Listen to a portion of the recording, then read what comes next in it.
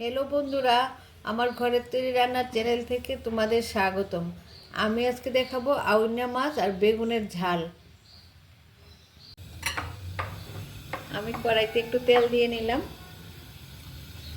বাড়ির বেগুন, তার জন্য একটু ভেজে নিচ্ছি। বেগুন খুব টেস্টি। বেগুনগুলো ভেজে নেব, কিন্তু মাছটা আমি ভাজবো না। মাছের মধ্যে মরিচ বাটা, মরিচ বাটা, হলুদ গুঁড়ো, জিরে ধনে একটু, আর লবণ দিয়ে কাঁচা জল দিয়ে মেখে নেব মাছটা।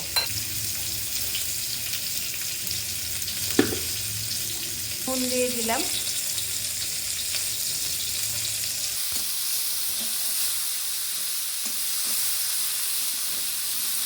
বেগুনগুলি না ভাজলেও হতো, বেগুনগুলি একদম নরম, কিন্তু বেগুনের একটা নির্দিষ্ট গন্ধ আছে না, এটা ছাড়ানোর জন্য একটু ভাজবো। তারপরে মাছগুলি দিয়ে দেব। আমার বেগুনটা ভাজা হয়ে গেছে, এখন বেগুনটা নামিয়ে নেব।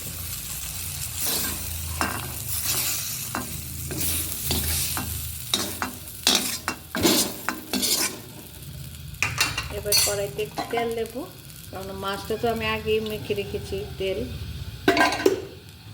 এবার পেঁয়াজ বাটা দেব,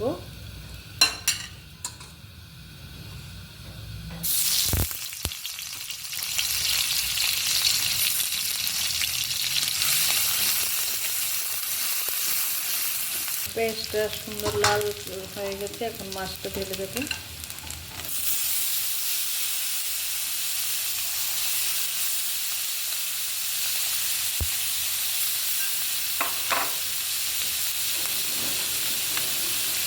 মাছটা কষানো হলে বেগুন দিয়ে দেবো।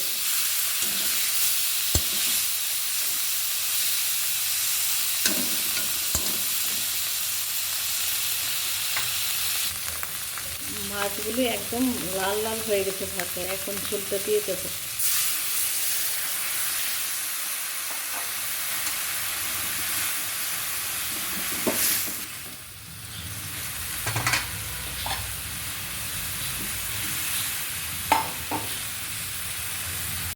মাছগুলো সিদ্ধ হয়ে গেছে, এখন আমি বেগুনটা দিয়ে দেবো।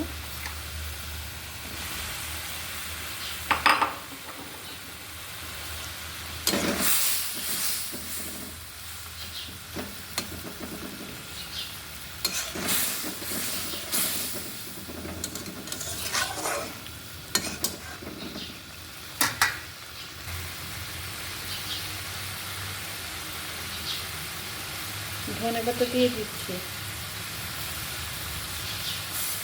এটা হলো শীতকালের তরকারি।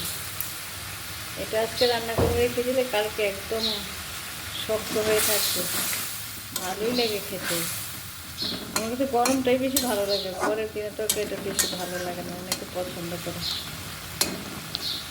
রেডি হয়ে গেছে আমার আউন ঝাল।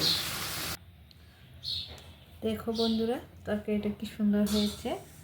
আমার তো ইচ্ছে করছে তোমাদেরকে একটু একটু খাওয়াই, কিন্তু সম্ভব না, তোমরা অনেক দূরে আমার কাছ থেকে।